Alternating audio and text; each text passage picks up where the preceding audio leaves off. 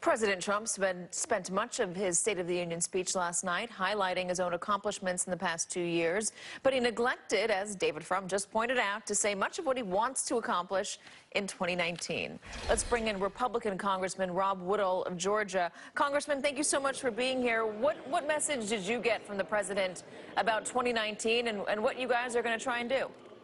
Yeah, Katie, I just couldn't disagree with David more. I think that is undeniably the best speech of the president's career.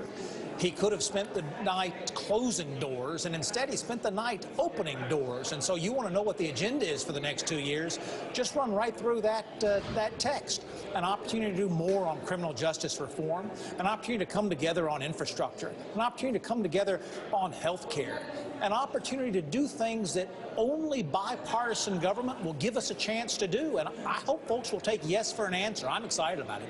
Where were the details on any of those proposals? Usually there is a bill behind the words when the president comes out and delivers the State of the Union. There's a proposal on the table for infrastructure. There's a proposal on the table that the president supports for health care. There's a proposal for immigration. Maybe he's got, an idea of what he wants for immigration with the wall, but can you tell me that there are detailed proposals behind those words that he delivered last night?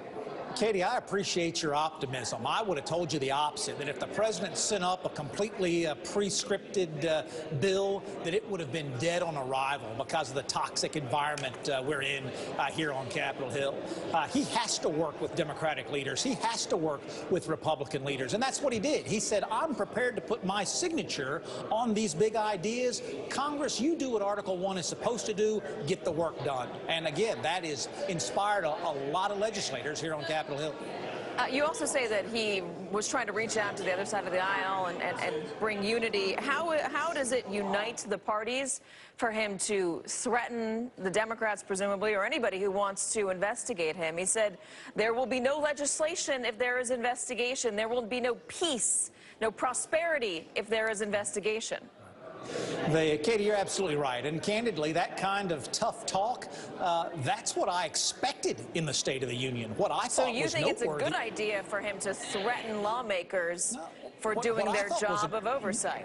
No, the good idea was reaching out to lawmakers on issue after issue after issue of saying we can do better tomorrow in these next 2 years than we have done. I'm proud of what we've done in the last 2 years, but let's do even better.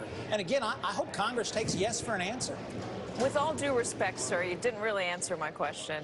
The president threatened lawmakers who want to investigate him, who want to exercise their power of oversight. He said if you do that, there will be no legislation. And he also warned Americans that they will suffer if there are investigations into him. There are some very serious questions about his conflicts of interest, about what happened in the 2016 election. You did not hear that as a threat, and if you did hear it as a threat, you're okay with it? Katie, I didn't hear it as a threat, and I'm fascinated that that's where folks want to spend their time today. You've been watching Congress for a long time. Tell me how those words are not a threat. If we turn into an investigation culture, we had this in the Obama administration, we could have either done all investigations or we could have done some investigation and some legislation. And that was the point the president was making. If what you want to do is tear people down for the next 2 years, it's perfectly within the new majority's right to do that on Capitol Hill.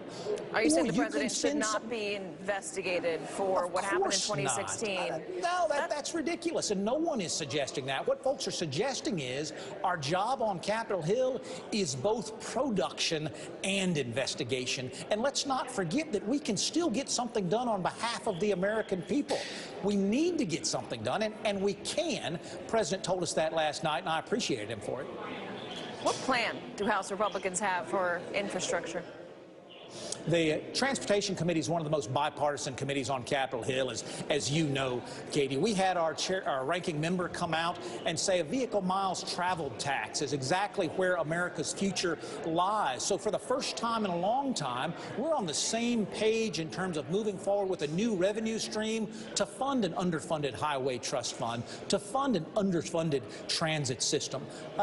You didn't expect to hear that right out of the gate, but we already have those partnerships developing. Chairman DeFazio was a great ranking member. I think he's going to be a great chairman. And of all the committees you can watch over the next 2 years, watch transportation and infrastructure. We're going to make America proud. I talked to Chairman DeFazio this morning about this very subject, and he is also proposing a gas tax, 1.5 cents per gallon. Would you support that? Well, or he's supporting that. I is, know he's not proposing it because he doesn't have the authority to do that, but he is supporting it.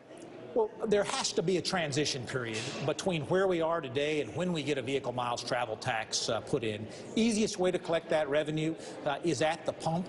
We haven't changed that number since 1993. I think there's a lot of willingness to do that as long as we don't stay there, Katie. Let's take this opportunity and move to a 21st century funding system. A gas tax is part of the temporary solution, but it's no part of the long-term solution.